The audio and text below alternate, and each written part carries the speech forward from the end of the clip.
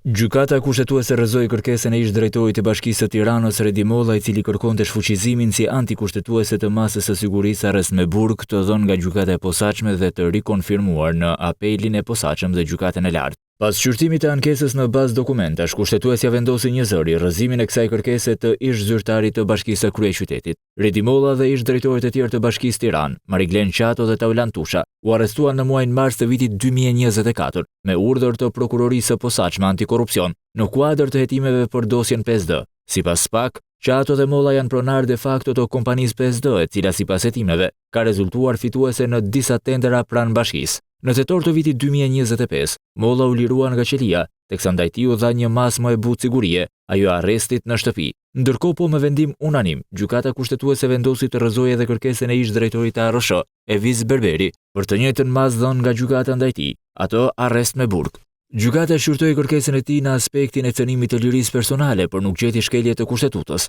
teksa pretendimet e tjera të Berberit nuk janë marrë në konsiderat nga gjykata kushtetuese, pasi nuk kanë qenë objekt i kërkesës. Në lidhje me papërdorshmërinë e të dhënave, ai duhet të bëjë kërkesë në gjykatën e shkallës së parë.